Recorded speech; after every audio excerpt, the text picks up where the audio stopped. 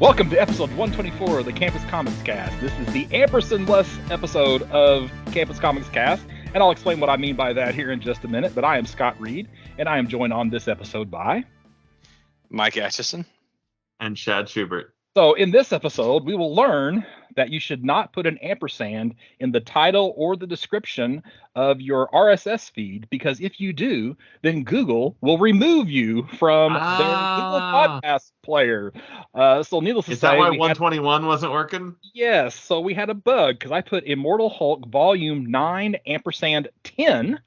And thus, in Google Podcast, I got a nice little message that says your podcast has been removed, and it didn't tell me why.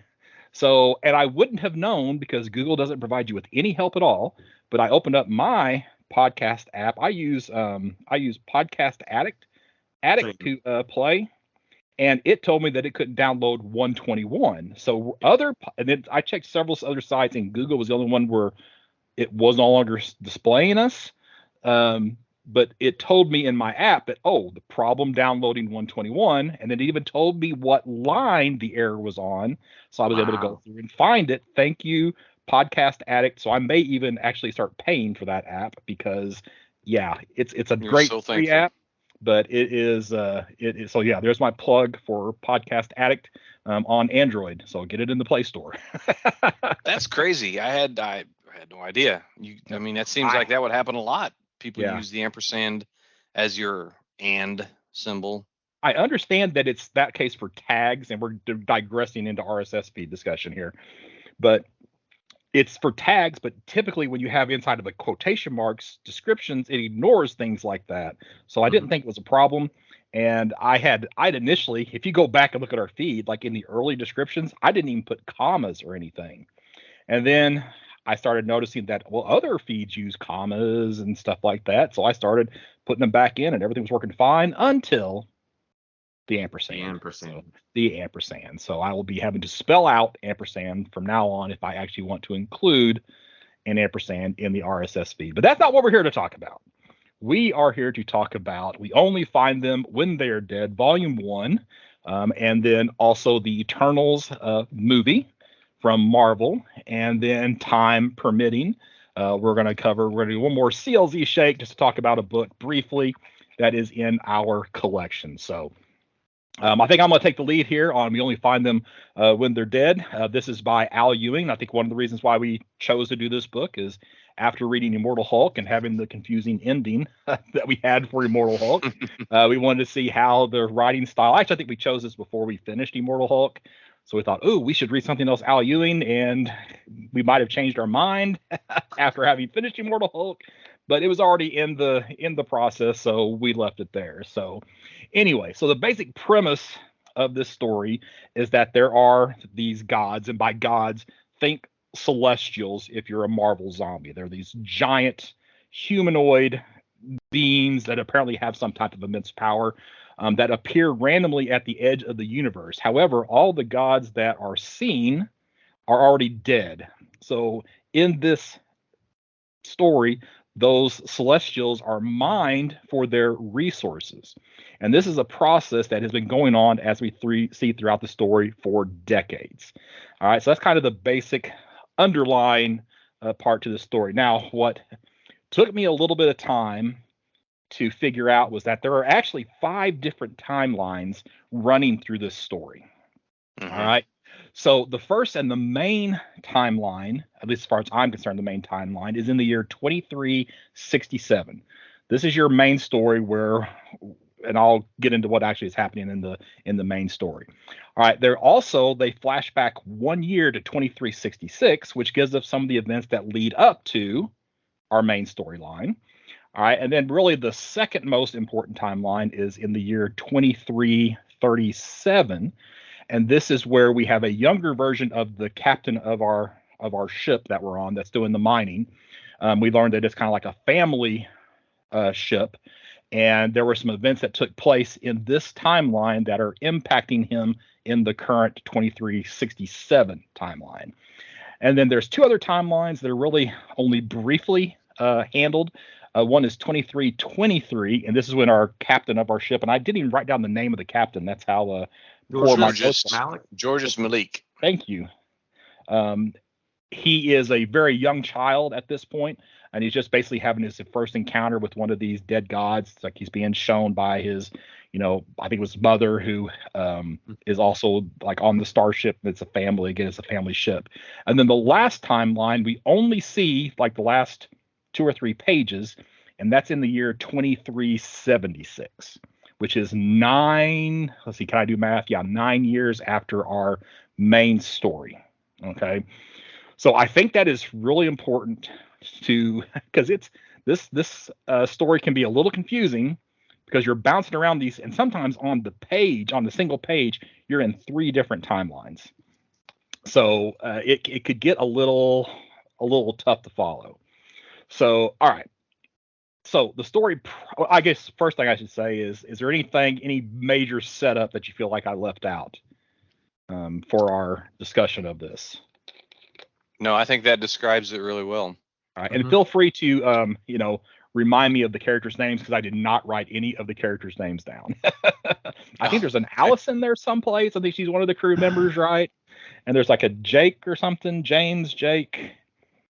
Oh, but anyway, that doesn't matter. So, all right. So again, our story primarily takes place, or the main storyline takes place in 2367.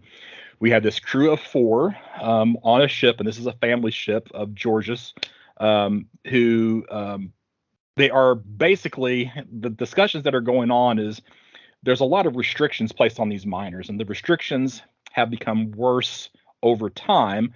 They are, they're not. I don't know, they're not able, I guess they say, to make a profit as they used to be able to. So there are these escort groups, we can call them overseers or however you want to refer to them, that are basically monitoring all of these miners. And it's dramatically cutting in their ability to make a profit and maintain a living. They're commenting about how their ships are getting older. So basically, periodically, one of these miner ships decides to make a run for it. And basically kind of leave, since they're already at the edge of the galaxy, they're basically going to try to leave the galaxy in this escape from, we'll just call it, wouldn't call it tyrannical, but I don't know, maybe that's a good way to describe it as some type of tyrannical rule. So we have this crew, and we know from some of the flashbacks to 2366, they've been talking about, making this break. However, one of these escorts is constantly keeping an eye on them. And anytime they are in a crew, it seems that this particular individual is always there watching out for them. What's that? Paula. Dang Paula. She's always watching them. That's right. So she's basically making it difficult for them to find an opportunity to make their escape. So, all right. So now, bouncing back to the second most important timeline, which is the 2337 timeline. So this is 30 years prior to our main timeline, where we learned that Paula, thank you for the reminder of the name, was actually engaged to Georges's brother. And there was a situation where they were going to go out. The mother, father, and Georges were basically going to try to push the limits on what they could get away with. So at this point, some of the rules were starting to tighten up. So they were trying to basically push the limit, see what they could get away with. And since Paula was a member of the escort teams, it would be a good opportunity for them, because they thought, well, let's see how loyal she's going to be, loyal to us, or she's going to be loyal to who it is that she's working for. So Georges fakes an illness, which results in the brother, who is again engaged to Paula, to be on the crew that day. So as the crew basically starts to push the loyalty of Paula a little bit, there's this basically an unfortunate accident, and some ships collide, and the parents and the brother end up dying. And Paula basically blames Georges for this, because she kind of figures out that he basically had faked this illness, and it was because of him faking this illness that the fiance was on the ship and resulting in his death. So she basically blames him. So for this reason, when we're back in 2367. That's why she's always keeping an eye on him, because she knows at some point he's going to do something, and she wants to be there to put him down whenever that actually does happen. So, all right. So here we are, 2367. We're in our current timeline. The crew, there's always like these discussions about what part do you want to mine, because apparently all the parts of these, these dead gods, they have different values and different uses, and people are fighting over certain parts. Like the heart, I think, is particularly valuable, but it doesn't really matter too much. So the crew takes on a partial load, and they basically decide this is our opportunity, because whenever they looked at the flight lists for all the escorts, Paula was not among the flight lists. So they said, this is our chance to make our getaway. So no sooner than they get slightly out of line, they get a contact from one of these escorts, and Paula is there, and she has basically replaced somebody else, because she kind of decided that, hey, whenever I'm not there is when they're going to make their move, so I'm not going to let them know that I'm here. So she changed her name or swapped escort duties with somebody else. So they're now stuck. They're having to make this run for it. So they have an older ship. They kind of warp out of the system. She follows them. So they actually kind of get away, but she's able to follow them. Well, they eventually have to leave warp. And when they do, they come out of this. They kind of describe it as like a space between galaxies. Yeah. When they arrive there, okay, they find that there is actually a living God here. And I guess I should mention that one of George's dreams that's why the title, we only see them when they're dead. Well, he wants to, and this goes back to him being a child, wants to see one of these gods alive. Yes. All right. So needless to say, whenever these two, they come out of warp, Paula doesn't immediately just kills them, because she wants to, I guess, see the kill. She wants George to know that it's her that is responsible for his death. Another crew member, what did you say it was, Alice? There's Alice, Emma, and Jason Emma and Jason are the brother and sister. Okay, so she dies. So Paul actually kills her. George just basically leaves the ship, goes to get, I'm pretty sure it was Alice that died, goes to get Alice's body. Paula is not, wants to look him in the face, so she won't shoot him in the back. So she goes after him. The two remaining on the ship, they decide that, their only weapon is this scalpel that is used to cut up these dead gods. So to basically, get Paula away, they use the scalpel. I think they damage her ship, but in the process, they basically cut the throat of this living god that they are around. Yeah. And basically kill the god. Now that was the most profound part, I thought. Not to jump in there, but go ahead. That's fine. Yeah. No, feel free. So I'm actually just about to the end here, because that's basically where this story just about ends. However, so we don't get the final resolution of what's going on with this dead god between Paula and Georges and what's left of the crew. We suddenly flash forward 9 years to 2376. And this basically is like the last 3 or 4 pages of this volume. So I think this is it 5 issues total, or is it 6 issues for this? 5. Okay, so this is issue 5, and it's just like the last 3 or 4 pages. We get the impression that there's been this drought, that there have not been any dead gods show up. Apparently, they used to kind of show up on a regular basis, and they've sent crews out apparently for 9 years, and no new dead gods have come across. And they're even kind of placing bets like, oh, is this going to be the time that one of them finally actually appears? Well, and as expected, their sensors indicate that, hey, one of these gods is about ready to come through. So they're getting their mining ships ready. But the difference this time is that it is not a dead god. It is a living god. And it basically, they're implying that it's attacking these ships. And that's the end of the issue, and into volume 1. So what, I know there's lots of, that was a real quick run through of this story. It was a good run through, though. It really was. Yeah. It reminded me of things I'd forgotten about. Well, good. I struggled with this. I had read the first 3 issues prior to us saying we were going to do this.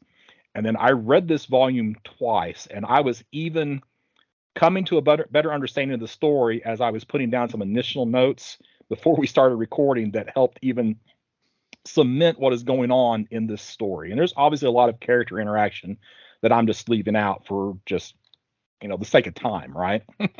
Mm-hmm. But yeah. So what would everybody like to say?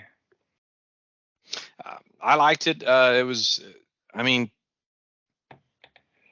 Al Ewing's kind of known for his high concepts, and this is definitely high concept. Yes. There was a feeling somewhere throughout this that I thought, well, I wish it's like almost he expects the reader to know more of the backstory. There's a lot of assumptions made by him, but that really didn't detract from it too much. It really was it's not about, it's the story's really about the feud between that, Paula and Paula and Georges. I mean, it really comes down to that. That's the main conflict of the story, which every story needs a good conflict. And it was dressed with just some of the best, I don't know, just best ideas around that conflict to make it enjoyable. Some of the art, as good as it was, sometimes I had a hard time figuring out what they were depicting. I don't know if it's because it had a little manga edge to it or what, but it wasn't bad, but it kind of threw me off a little bit. The colors kind of sometimes, I've read other stories like this where the art was so good almost that it just threw me off. It just wasn't a house style, I guess. But that's a good point, because I would have liked to have seen all the really vivid and bright colors.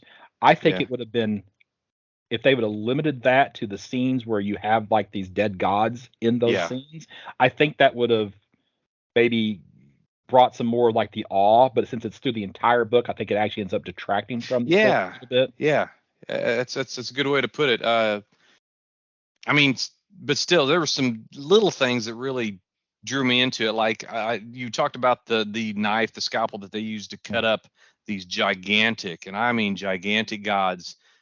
Which, by the way, is creepy when they start cutting away the lip and they show the teeth. I'm like, whoa, I mean, this is all for resources, but it's like butchering this god for resources. But what was their little preamble? They would have this little chant. The knife is sharp.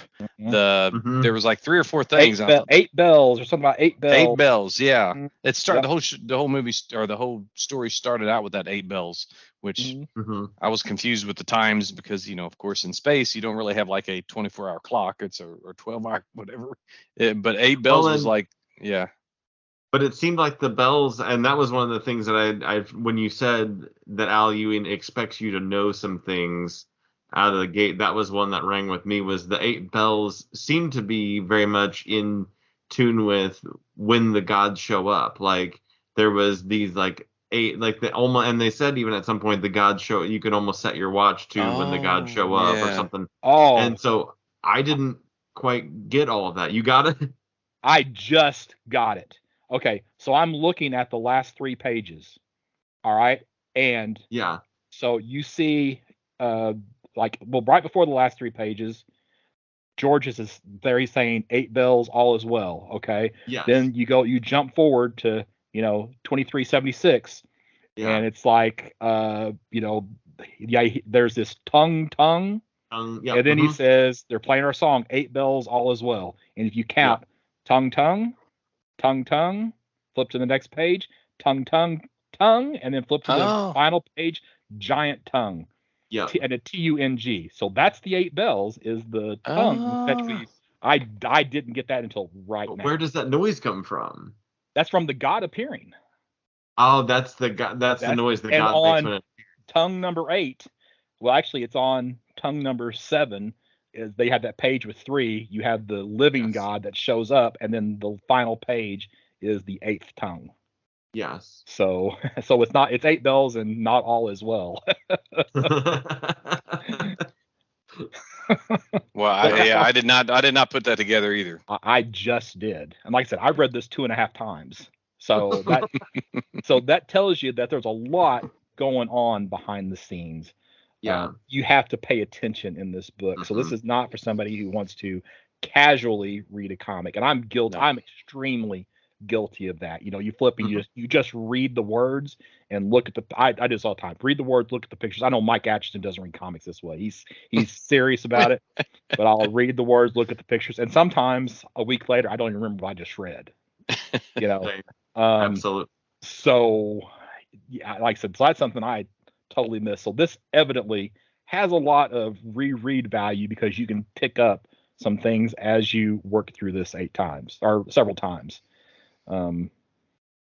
Okay. So there's another layer to this story. Now I need to go back to the beginning and see if it makes me want to. Yeah, it makes me want to reread it as well. And this is just. I mean, this is. I think I don't know of any creator-owned comics that he's done, but I like what he's doing here, and I look for a sequel or not a sequel, but volume 2. Yeah. So I'm definitely wanting to pick up on that. I'm on issue 1, and I'm on page I think 8, and I see it's plain, it's clear as day. 1, 2, 3, 4, 5, 6, 7, 8. Oh my gosh. It's right there. It's obvious. Pay attention, Mike. Well, hey, it's right. It's right there. So yeah, obvious. Here's a quote also on this page. I'm gonna go read it. The first time you see a god is a moment you never forget. Their impossible scale, the sheer immensity of them, their impossible beauty, and they're only seeing them when they're dead. So, Well, but wasn't that such a moment whenever they accidentally cut the throat of the living god? I mean, just that time, and I was like having that feeling that I know that I was feeling what Georges was feeling. Look what you did. Yeah, and I think found one alive and killed it. And then kill it. Yeah, and I think that is the event. I think it's pretty clear. That is the event that triggers this change, that 9-year drought, because you have this, and I'm reading this digital. You have, like, when I'm reading it digital, there's some pages that are definitely double page spreads. So there's this double page spread where you have 4 living gods holding, like, almost like as pallbearers, one dead god. I assume it's the one that they killed, but they don't say that explicitly. And then, so apparently this is the event that leads to 1, the drought, and then 2, we'll just call it the attack that occurs 9 years later, where we get the angry god. Yeah. As opposed to a dead god. So I don't know. What other thoughts do you have about it? I'm getting more excited about this book now than even when I was before I started, just because of picking up these tiny little things. So yeah. I was a big fan of the artwork. I think that's one thing that kept me pushing through. Is I don't read a lot of manga, but I do enjoy it from time to time. But one of the biggest things is I don't love the traditional style of a black and white in the manga, and to get that kind of with this DeMeo is her last name, artwork that was very manga influenced, but with these bright and vibrant neon colors, and it felt sci-fi, it felt space, you could definitely feel like they live under neon lights all of their life, and so the character designs were like, Georges's character design was very cool, and I love that there's every background is black in this. There's not a white background in sight, and so it definitely, you feel in space because of that. Camera angles are very cool, the way that they use that. So I was just every part of the artwork was probably what kept me going to go like, okay, I'll keep paying attention to the story. It was busy at times. I agree with you, Mike. There were times where it was just like, I'm not sure what I'm looking at. But cool. I just had to squint a little bit. But I mean, Ewing's writing really helped a lot. I mean, when they're in that warp trying to evade Paula, and you're thinking about what can they do, either they jump out of the warp and I can't quote everything that was working against them, but I thought that was well done. There was a high level of tenseness at that point, and you were feeling like, oh crap, what do we do, and what's this going to end up? And there was the relatability to those characters for it being only 5 issues. I made a connection with every one of the characters. Even Paula. The out of Paula getting hit by a tiny meteor was yes. It was a little I out forgot there. about I didn't want that. It's like your Deus Ex Machina, for this, the hand of God comes in and does something. I did not expect that at all. I'm like, whoa, Oh. I'm looking forward to reading more of it. Yeah, I definitely want to read the second volume of this. So I guess that says a lot for me. So, but I don't know. I mean, I liked it. Obviously, I enjoyed it. I think it's one of those things that got better each time I read it. So my first time through, I was like, oh. Then I was like, okay, I got to read this again because we're going to talk about it. So I read it again, and then it's like, I think, okay, now I'm understanding a little bit more. I'm liking it a little better. So now I'm really looking forward to volume 2. So I'm going to give this a very fine 8.0 because I like this. I'll want to read it again. I will read the next story. If Al Ewing sticks the landing, then I think my rating would go up. But if it falls apart, then it's not. Then it just is unfortunate. So it really is going to be dependent upon how this ends, whether or not this is actually really good. I had that feeling I had after watching the second Matrix movie, where I left the theater. I was going, okay, I guess if the next one's good, then this is good, but if the next one's bad, then this is terrible. And I kind of feel that way. But I'm actually a little bit more excited now than I was for the second Matrix movie. And I can never remember if it was Reloaded. It was Reloaded, right? Was the second one? Yeah. Okay. So 8.0, very fine for me. Go ahead, Chet. I think that because I didn't get all the way through my second read before we recorded. I'm at a 7.5, very fine minus. This was I told Scott ahead of recording this is the book somehow made me want to read the second volume, but was so confused about the first volume all at the same time. And I don't know how you can be that good of a writer to where it's like, read more even though you don't know what's going on. But that definitely did it for me. So I definitely feel like on a second read that would go up to an 8.0. I think that would be where I would be at. Well, I'm not going to wait till the next volume to draw mine up. I think this is a great example of where the comic book reader community, the fandom community, sometimes leads to better enjoyment of a product. And I would have probably said 7.5 if it was just me on my own rating this. But having talked to you guys and hearing your opinions and your interpretations and sort of revelations about some of the meanings, I'm definitely at an 8.0. Maybe better, but I'm just going to say 8.0 and leave it at that. So we're all going to read the second volume when we get the chance. Yeah. Oh yeah. Well, okay. All right. Good deal. So we don't necessarily have to talk about it on the podcast, but we can. So yeah, maybe we just do a 5-minute. That would be wrap nice up, yeah. The volume, or I guess issue 10 came out in January, which would have wrapped up volume 2. Okay. So that is all out. They have not collected volume 2 though, it doesn't seem like, and I'm trying to see if it's still ongoing or if it wrapped up on that. But I don't know if it was. I don't think they ever said if it was supposed to be like a 10-issue series or what. I'm sure it's one of those cases where, well, as long as it's still selling really well, we'll keep producing it. Right? We'll keep producing this. Absolutely. Yeah. But yeah, of course, I'm also remember liking Velvet, read the first 2 volumes and never got around to volume 3. So I still need to do that as well. Everything's relative, but if I were to put this against both, Velvet and the 1970 Abbott. The Abbott, I'd put this better than either one of those series. I think I rated Velvet higher than this, and it's just because I do have a little uncertainty about him sticking the landing on this, and that may be skewed a little bit because I don't feel like he 100% stuck the landing on Immortal Hulk. There was definitely some wobble there. Yeah. So I'm worried that it's going to be too high concept at the end and not enough just sci-fi, and yeah. All right. Any more thoughts on We Only Find Them When They're Dead, Volume 1? All right.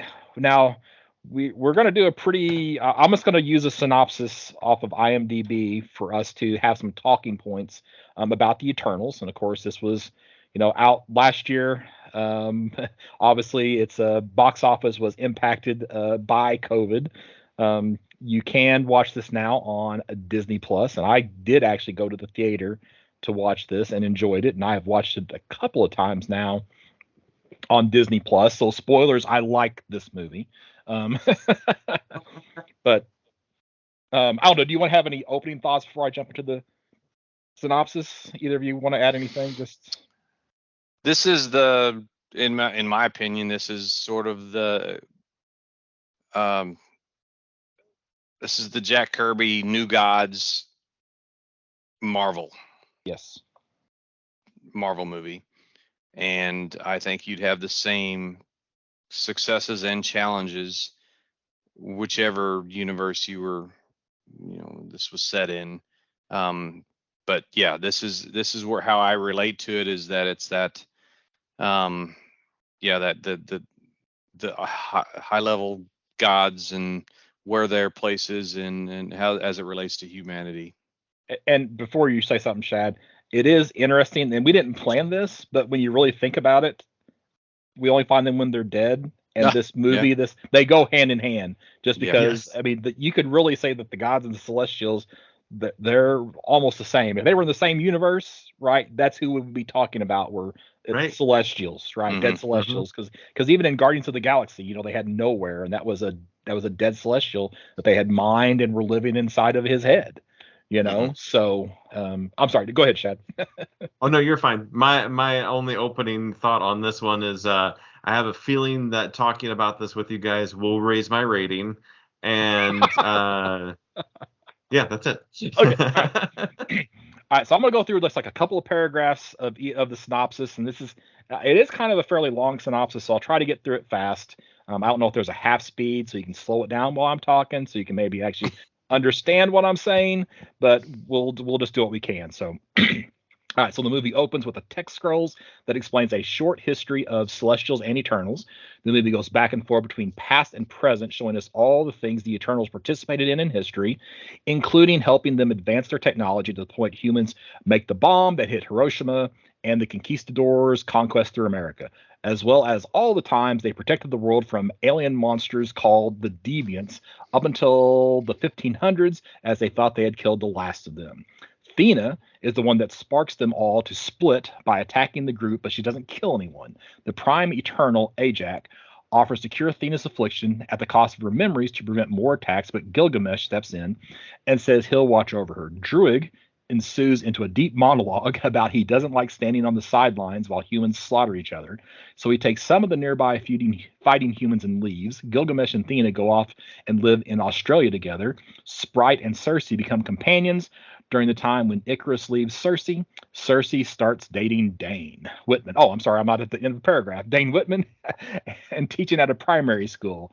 Kingo travels the world and eventually becomes a popular Bollywood actor, even going as far as pretending to be his own descendant within a fake family so he can keep acting. Druig starts a colony in the Amazon. Fastus goes and lives his life by having a family. He has a husband and a son. Makari has been living in their ship for centuries. So, all right. First comments on those couple of synopsis paragraphs. What does everybody want to add? They waited around 500 years after they finished their job to find out if they could clock out. Well, they were told you have nothing to do. Basically, is what it was, So they just. But they were not waiting to be home to they still they couldn't go home, right?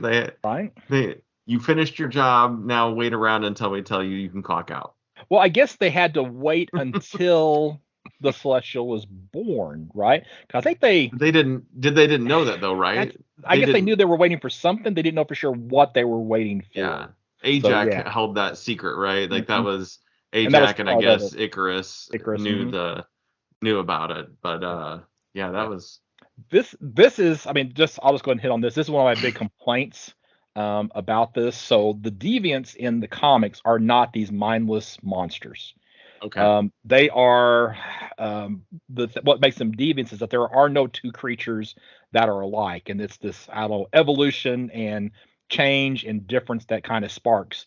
And like if I remember correctly, and it's been a while, Gilgamesh was actually a, oh gosh, okay, I apologize to anybody listening to this if I'm completely off, but there was Gilgamesh, if I remember right, was actually a deviant, but he looked completely human, so he was an outcast from the deviants because he didn't have all these evolved and changes that the deviants actually expect. There were lots of deviants and only a few, much smaller group of Eternals, and by smaller is like a couple of hundred. Um, so they did dramatically change the deviants and turn them into just these kind of mindless monsters. And one of the odd things in the comic was that Thena was actually in love with a deviant. So they had to kind of make a big change to her. Well, they had to change her character for that reason because obviously she wasn't going to be in love with a mindless monster. So, anything else? We jump to the next paragraph here. Nope. Nope. Go ahead. Okay. So after the deviants start attacking again, Cersei, Icarus, and Sprite go and try to find their leader, Ajax, who they find dead, attacked by a deviant, which now has her powers of healing and later becomes Crow, which is an important name to remember. Ajax has an orb in her chest that allowed her to talk to the Celestials who made them. When Cersei finds the body, the orb goes into her, allowing her to speak to the Celestial that made them. The team then goes and collects Kingo while he's making a film. They use his private jet to travel most of the movie, his valet tagging along to record a documentary. They travel to Australia to collect Gilgamesh and Thena. While there, Cersei talks to the Celestial again using the orb. They find out that the Celestial sent the Eternals to protect a seed that was planted inside the Earth. The seed grows into another Celestial so long as the population grows. The Celestial made deviants to kill predators on planets so that the intelligent population would thrive, but instead they evolved and started hunting down everything. So the Celestial made the Eternals kill the deviants so the population may grow. Once the seed is done growing, the emergence begins by destroying the world, creating a new Celestial after the complete destruction of said planet.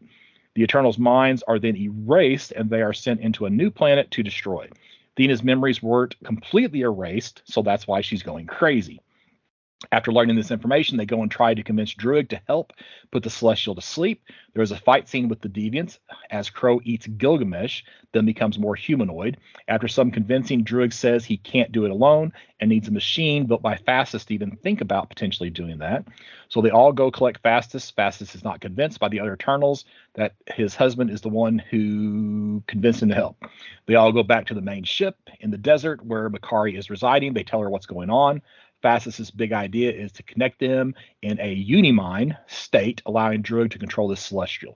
Icarus finally breaks after people start taking sides, calling for him to help make a decision for the team. It flashes back and shows that he was the one that fed Ajax to Crow and the other deviants, allowing them to evolve further. He's also known for a long time their true purpose. When we found out Ajax didn't want to destroy planets anymore, he killed her. Ajax had decided to intervene with the emergence after she watched the Avengers bring back everyone from Thanos' snap. The Avengers, bringing half the population back, also sped up the emergence according to Ajax. The group then gets into a fight, leading to Icarus and Sprite leaving together. Kingo leaves because he agrees with Icarus but doesn't want to fight his friends. Thena convinces Cersei that what she's doing is right and that they need to save the planet. So I'll go ahead and throw in. So I mentioned before that Thena was in love with a deviant. Well, the deviant that Thena was in love with was named Crow. So that's kind of how they tied this back to the original. So Crow is the one that, takes on the powers and the abilities of the Eternals that have died. Basically becomes sentient because really it was just kind of like a mindless monster. So since Gilgamesh and Thena had been together for quite a long time, I guess there's the implication that Thena could have potentially loved Crow, but it's not the same Crow as what we have in the comics. So Yeah, what are to your me, thoughts on that? well, they always say the villains make the heroes, and I think that was one of the downsides is the way the deviants were portrayed. And I've never read the comic book portrayal of the deviants, so I would assume think I did assume that they were probably they were better portrayed in the comics than they were here, but they were very one-dimensional in this movie. And even Crow, sort of, who was like brought in late, he just kind of like was there to explain the mission of the Deviants. Well, it wasn't so much that Crow was brought in late, but he just evolved as he. Well, yeah. I guess I didn't recognize him. Yeah, I didn't. And I mean, I liked it better. I mean, he was getting there. And when you talk about Cersei being, sort of not Cersei. Thena. Who was it? Thena. Yeah, Thena. Angelina Jolie's. Yes.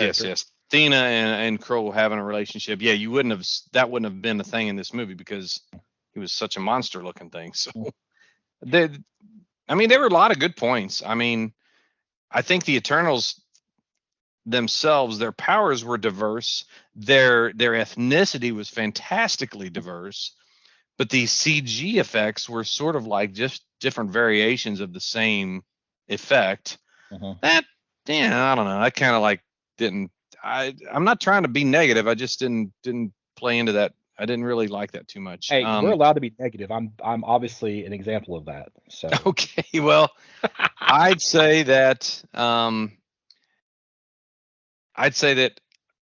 want to ask: am I the only person that noticed that Cersei has now had a relationship with Robb Stark and Jon Snow? Oh yeah, okay. I get the reference, but I've never watched. Okay, watched it. Oh, okay. All right. Yeah, I was like, whoa, I didn't know. I knew Robb Stark or the guy that plays Robb Stark was in the movie. I didn't know that Kit Harington that played Jon Snow was in it. And I think all of those are great actors. The one thing I didn't think that was there is real chemistry between Icarus and Cersei. I didn't feel like it was meant. They really tried, but even despite good acting, I don't think that came across perfectly well. But you're dealing with an Avengers Endgame sized cast with all this diversity in one movie with no backstory. No buy-in. Yeah, with no buy-in, and try to make it succeed. So they had a lot of things stacked up against them. And I think with maybe this being 2 movies, maybe would have made it easier. I think it's a great premise that you got that the Eternals and the Deviants are sort of 2 sides of the same coin. They're both pawns. Right. And I thought that was I'm going to say that as the movie went on, at first I was like Scott Reed eye roll at Peacemaker feeling, and by the end, especially when Icarus when you've seen his true colors, I was really liking it by then. So it got better as it went along. Yeah. So, and despite the spaceship was shaped like a Dorito. So yes.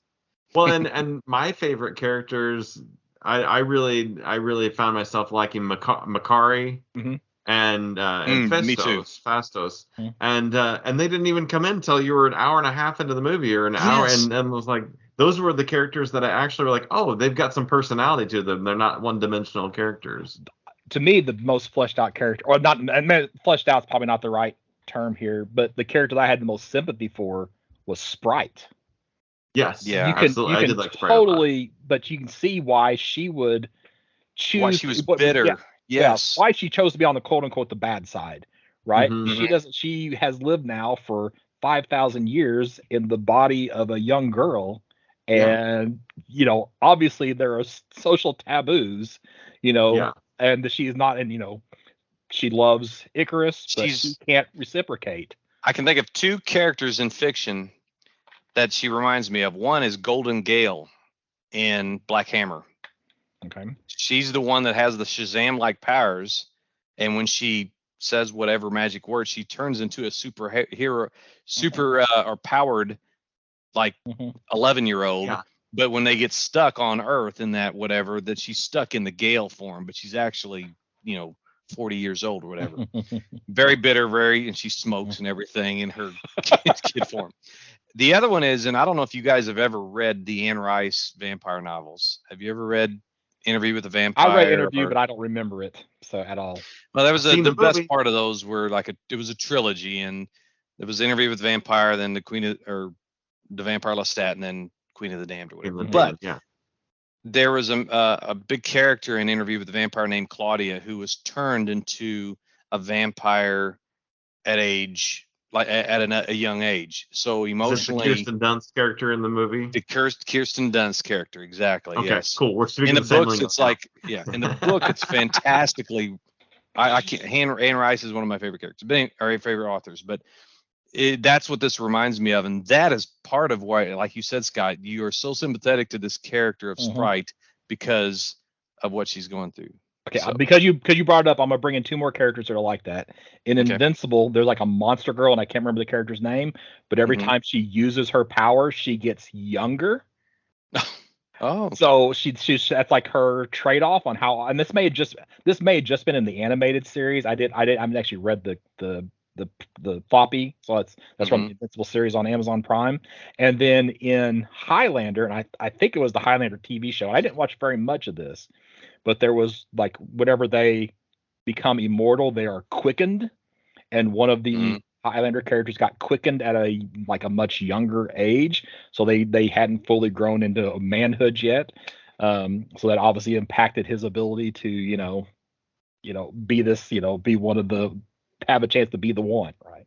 So well, I love the comparison they use in the movie of can't you see that Icarus is Peter Pan and that Cersei is Wendy and that you're just Tinkerbell in this scenario? And I was like, oh, that's sums it up perfectly.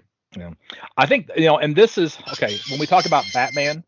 When we talk about Batman, one of my complaints is going to be that movie was written more for the Oscars than it was for the fans. I think this movie has a little bit of that, where they are trying to get some of that Academy Award recognition in this, so they do a little bit less for the fans and try to make it more appealing to the critics, make it a critical success as opposed to a box office success. At least for the cinematography, like it's a very pretty movie. Yeah. So I do feel like they kind of left because of who they had directing this, they kind of didn't follow the same plans that they had for like the rest of the Marvel movies. So, all right, but anyway, let's go back to the synopsis. Unless you guys had something else you wanted to add at this point. All right, I'm going to take it through to the end, up to the cutscenes at this point. So, all right, so after Cersei is convinced to continue their mission to save Earth, Phastos takes the sphere that allows Cersei to talk to the Celestials to create bracelets to connect the Eternals. They then fly in their ship to the source of the emergence. Once they arrive, they connect to Druig in an attempt to control the Celestial. Icarus starts fighting the group, injuring Druig, so he's unable to complete his connection to the Celestial. They then decide it's best for Cersei to use her powers to connect to the Celestial to kill it. While the others in the group distract Icarus, Crow comes in and starts a fight with Thena. Thena kills Crow, and in doing so regains control of her memories. Phastos and Makari are effective at holding their own against Icarus. At one point, Phastos has Icarus trapped and unable to use any of his powers, using some kind of power dampening device he made in the moment. Cersei attempts to connect the Celestial, but Sprite comes up and violently stabs her in the back with a knife.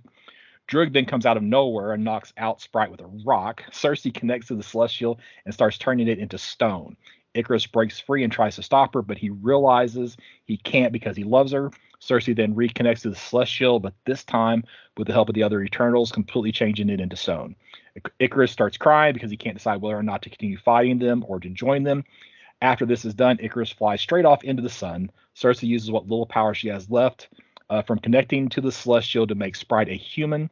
It doesn't state whether or not she kept her powers, though. Druig, Thena, and Makari go off in their ship to find more Eternals. Dane professes his love for Cersei, so we're leaving, wherever we were in the Indian Ocean. Dane professes his love for Cersei and is about to reveal a secret about his family history when she, along with Phastos and Kingo, are remotely dragged into space by Arishem, who is displeased with their treason but elects to spare humanity if the Eternals' memories show the humans are worthy of living. He vows to return for judgment before disappearing into a singularity, taking the trio with him. Thus ends the film proper. I did like that they had Thena fight Crow, since she did have such a tie to the character in the comics, even though it wasn't. If somebody's going to kill a Crow, Thena was the best choice of characters to actually do that. I also thought it was odd that this Marvel movie has more mention of DC characters than any other It did. any other Yes, movie right. that we have seen. Batman and who else? Superman. I mean, remember when he showed up at Fastest house? Yeah. The child called Icarus Superman. Yeah, Uh-huh. right. That's right. Yeah, I did notice that. I'm like, whoa, Um, you never would have seen that in Marvel Comics back in the day. no, So I thought that was kind of crazy. Okay, we haven't talked about the fact that Makari is deaf, so she's using sign language to communicate throughout the film. They did talk about having some, if you read behind the scenes, some difficulties in like cues for starting certain scenes, and it was actually Angelina Jolie who finally suggested that they use like a laser pointer, so that way she could visually see the cue when she was supposed to start doing something, and then that actually, allowed them to move, forward with scenes much more quickly. So it's kind of like her experience as an actress is what's brought something, additional to the movie. So I am going to say that this is the best theatrical released version of Justice League that we have had yet. Well, not necessarily a high bar. Because Icarus is Superman. Right. Okay. So Athena is Wonder Woman. Makari is Flash. Druid could be, he could be, I don't know, Martian Manhunter with his mind powers, or you can basically tie all these to a version of a Justice League character. I think, and if you're looking for analogs, you can stretch it as far as you want to make that. I think it is a better story, of course, than well, there's only been really one Justice League movie. There's just two different cuts of the same movie. One was terrible, one was not as terrible as the first, but not great. One was terrible, one was bad, one was long. I like, but it's still not the Justice League. So I don't want a fan fight or nerd fight over it. But it's still, if they'd have done something like this these are godlike. This is a pantheon of heroes. So it's just, like I said, the depiction of them. We're just not as familiar with them. No. I mean, Icarus is Superman. He flies around and shoots his laser beams like heat vision, but he's not the old boy blue with the red cape. No. And they even joke about him not having a cape because he didn't have a cape, and the kid asked about his cape, right? Right. Of course, he does do the whole Superboy thing, flying into the sun at the end as well. That's true. That's true. Everybody's saying that he's dead. I don't buy it. So, and apparently even the director has said that Icarus is dead, but I don't. Well, there's synthetic beings too. That's true as well. So they're not flesh and blood. Let's see what. I don't know. What else do we want to say about this before we go to the credit scenes? Anything? Where does this kind of play into the rest of the Marvel universe? I mean, I'm glad you said that, because literally the earth is shaking violently. There's a giant creature coming out of it was the Indian Ocean, right? Yeah. And none of the rest of the Marvel universe responds to this. So this is kind of one of those times where it's like, okay, if this is truly a Marvel Cinematic Universe, at a minimum, Doctor Strange is showing up, right?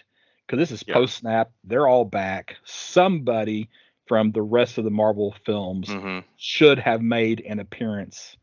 I'm not saying that you have to send Thor, but, surely somebody else notices what's going on. It's like, even if they're not going to do anything, Captain Marvel would have been a good one to bring in. Yeah, just somebody to, of course, then they would have had to, what does she do or whatever. But even if they could pull from Peacemaker, she could show up late to the party. Thanks. Absolutely. 15 minutes ago. Right. But she was out, she just arrived from the outer edges of the galaxy. And sorry, I couldn't be in two places at once. Yeah, exactly. But it should have had some tie to that. So this kind of can exist outside. Well, I guess they've mentioned Thanos in the snap and joining the Avengers. So I guess they talked about it, but they never showed it. So I don't They know. could have just even not even said Earth, and you could have believed it was a totally different planet, like another human like inhabiting planet, and it would have worked in that same kind of way. But yeah, it is weird. I mean, I guess we get some ties to where it's going to go in the future with some of our scenes on the back end, maybe. But Well, yeah, and it feels very island. the whole judgment, and that's actually kind of a celestial thing, is the judgment of the planet and its population. So that is apparently going to have to play out at some point in the future of the Marvel Cinematic, and there's the like the James Bond-esque, tease at the end, the Eternals will return. So if they don't have their own film, then they're at least going to pop up in some of these other, Marvel movies. So. And maybe sprinkling them throughout in more singular, where you get Sprite as a mortal crossing over into She-Hulk or something like. Maybe, I don't know, maybe that makes you grow to like these characters in a different way, and it lets them kind of blossom in their own, get to know them. Then you go, oh, that movie was good now that I know more about these characters moving forward. And it was brilliant for them to make Sprite human at this point, because otherwise they're going to go 2 or 3 years. I don't know how old the actress was, but she's gonna grow up and gonna change. And how they got, well, I thought you were supposed to be the exact same as you were the last movie 3 years ago. So I saw a picture of her already when I was doing research on it, and I was like, it looked like a totally different person, because she'd grown the 2 years, and when you're at that age, you change quite a bit in just a year or two. All right, so we had 2 credit scenes. The first is Athena, Makari, and Drug, and of course they had left on the ship, are visited by the Eternal and Eternal Eros, which actually is the brother of Thanos in comics, and of course also better known as Star Fox. And then of course his assistant Pip the Troll, and they basically are offering a partnership to the Eternals. And at this point, I think they kind of comment that they need to go back to Earth. All right, and then in the second post-credit scene, you have Dane Whitman opens up an old chest inherited from his ancestors that contains the legendary ebony blade, when an unseen person questions him whether he is ready for it. Now, this scene, when I was in the theater, it was not immediately clear to me who this was. I'm actually surprised. If I had been forced to place money on it, I would have said it was the soul of the previous owner of the sword, the Black Knight, was who it was. But it's actually credited or identified as Blade. I can't remember the actress name that's going to be playing Blade. Holly. Yeah, so it was actually Blade talking to Dane Whitman. So okay, so then I'm wrong, because I was going to say Black Knight. I thought that's who that. No, yeah. So that's who I would have said that it was. And I thought that would have made sense, because he talked about his checkered past and history with his family, and they're really leaning into a group called the Midnight Suns is kind of what they're implying in Marvel. And because of that scene, the value of that book has jumped quite a bit, which is like a Ghost Rider and Blade and several other of the supernatural style characters in the Marvel universe. So, and are they doing? Is Blade a Disney Plus series, or is that a movie that they're doing? I can't remember. Movie, if I remember correctly. Okay. Yeah, it's supposed to be a movie. If I remember correctly. I don't know. I don't even know if they've even started filming it yet, but it is. I believe that was like very end of this phase, or maybe even top of the next phase. Like it seemed like it was way back there. They announced him as the actor before the same time they announced Shang-Chi. And we still don't have it, so it's been a while. But I actually feel like I'm grading this movie low for my actual enjoyment of it. I'm giving it a very fine 8.0, because it did have a lot of slow moments, and some moments where it's like, and me, not being. There were some characters that they should have been a little bit more true to the comics, I think. So of course that skews my grade down. But Shad, like you were saying, I think as we get to know the screen versions of these characters better, I think I would probably bring that grade up later. And but I still have watched it multiple times, and I'm not disliked it or grown tired of it, even on rewatches. So, Mike. I'll give it a 6.0 fine. It's one of those books that if you put the right, um, you know, if you bag and board it right, maybe put Mylar on it, it's going to look really good. But when you open it up, you see a few more flaws. No, it's like I said, it started out more as a very good, and it worked its way up, and averages out probably at a 6.0 for me. I did the same. I was at a very good, and I got to about a 5.0, is I think where I would put it at. It suffered from being way too long, too much CGI, too many characters to try to learn and keep straight. The one thing I would like to see is if they would have took the approach of telling us that Icarus killed Ajax when it happened in the timeline, and not find out later that that's how it happened. And then we know all from the beginning, we know that Icarus is a bad guy, because if he was supposed to be our main character that we liked from the beginning, they failed at that. So why not make him the villain at the beginning? I think that was deliberate. I think that's how they wanted that to go. They wanted that to be a surprise and an aha moment, when you come to realize that and that, you talked about not having the chemistry between Icarus and Cersei, and I think that's part of the reason why, because he is holding back from her something that he's known for 500 years. Right. Mm-hmm. Yeah. And that's why they don't have the chemistry, so I'm still not, and I'm sorry, I don't remember the actor's name. I'm still not convinced that either him or Kit Harington are great actors. Same.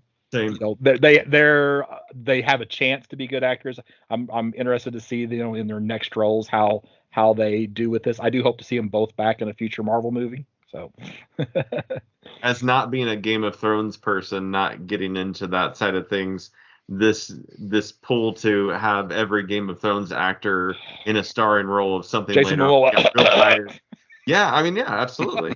Got real tiring, like real early on. It was just like, oh, cool, we're pulling from that well again. And it's not over. Emilia Clarke and Secret Invasion. They're all showing up all over the place. The big ones. Oh, oh my gosh, he played in the Thor movies as I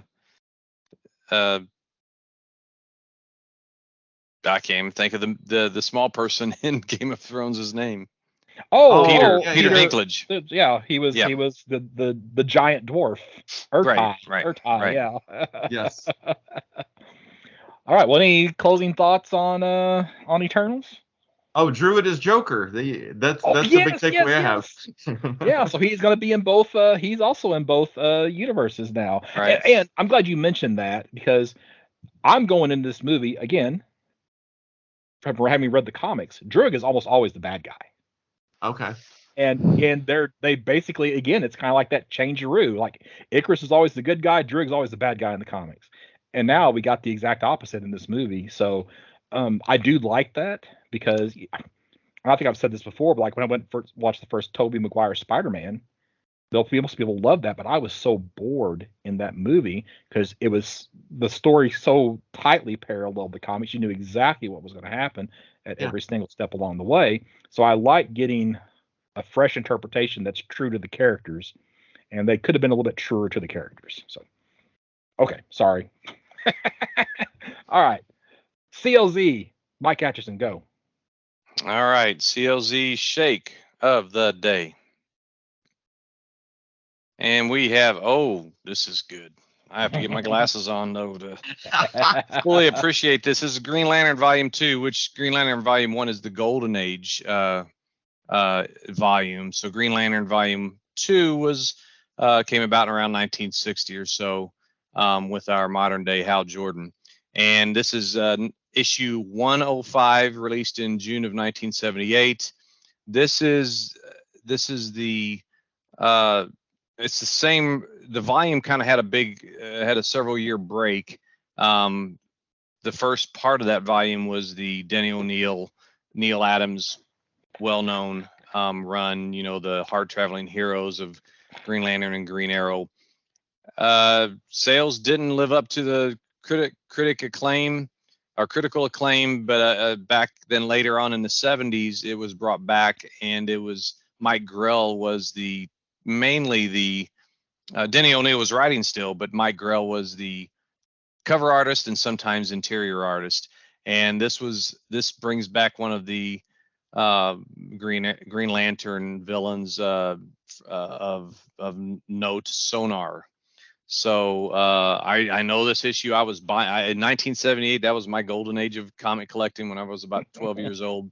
So I know this comic very well, and brings back good memories. That's mine. All right, Chad, why don't you go ahead? All right. We have Deadly Class, issue number 46. I have not read this yet. This is the Rick Remender and Wesley Craig book. I read probably the first 20 issues of it, pretty religiously, and it's still on the pull, and I will get around to it at some point. But we're on issue 52, 3, 4. I don't even know. We're in the 50s now, and I'm well behind on that. But I do love this series, and I would highly recommend it for anybody who likes murder image stories. I struggle sometimes with Rick Remender's writing, so me too. I do too, but this one does good. But I do too. I agree. All right, here we go. Let's see what we get here. Oh, great, Star Wars. Not another licensed property. Yeah, guess. Oh yeah, I have almost the entire run of the original Star Wars. So so this is issue 27. Archie Goodwin writing. Carmine Infantino is the artist, and he was on this book for quite a while after Chaykin, did the first, I guess, 6 issues, for the actual adaptation. Maybe Infantino came in earlier on, but yeah, this is another book that I don't remember what happened in it. They're telling, the stories got a little weird just because of the fact they were limited in what they could do. That's why the first few stories had nothing to do with Luke Skywalker, because they felt like they had the most freedom to work with Han Solo. So they mainly told Han Solo stories for a little while, like in 7 and 8. That's where you get the goofy green rabbit, So yeah, I can't tell you anything about this book, but I own it. Return of the Hunter. Oh, okay. So that gives me a little hint, though. So in issue 16, they introduce a bounty hunter, Valor. Oh, I can't remember his name. Something like Valor. He's like their first comic bounty hunter to, this is even before we had the bounty hunters from Empire Strikes Back. Mm-hmm. So I guess maybe that particular bounty hunter shows back up in this issue, but I can't say that's the one, the cyborg one. Yes. Mm-hmm. Yeah, they've actually brought him back into the new the Bounty Hunter series that's going on now. Yeah, they've he's actual canon. Mm-hmm. Yeah, that is true. So, all right, well, we've done it. We've made it through another episode of Campus Comics Cast. Mike, if they want to reach out to you, and how would they do that? Well, in many ways, but we're only going to advertise one, and that's m.atchison90@gmail.com. All right, Shad? You can find me on Facebook at Shad Schubert. That's ShaadSchubert. And the Can't Get Rights have plenty of shows coming up, so check us out there. And this is Scott Reed. You can find me at burgcomics.com, burgcomics.com. And I promise to avoid using ampersands in the RSS feed in the future, so that the two of you who are actually listening to this podcast won't have to skip any episodes because of my mistake. So if you didn't listen to 121 where we wrapped up Immortal Hulk volumes 9 and 10, then please go back, re-download that episode so you can hear our thoughts on that. And we will be back soon. Shad, what do we got next? I think we got previews next. So we'll be back with another episode of previews, and we'll talk to you then.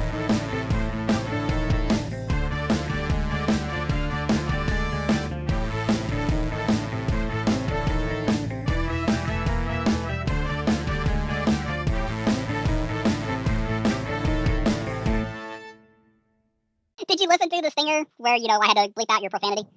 Did you listen to that? No, I haven't yet. That was on the previews? I think so, yeah. Yeah, I haven't listened to it yet. I got a little, pseudo clever. I went and found some Batman 66 sound effects and put in. So. Oh, now I'm going to have to listen to it. I don't always, I used to listen to every one, but I'm like, well, you lived it. You don't need to listen to it again. Yeah, but the stingers I definitely want to listen to, so. Yeah. Especially if you're doing some creativity. Well, not a whole lot, but, just like. I always had planned, because I thought there would be a whole, especially when Matt was on the episodes, I thought I'd be having to do a whole lot more editing, and he really only went crazy like one time that I had to kind of. I bet that was the one about Star Wars.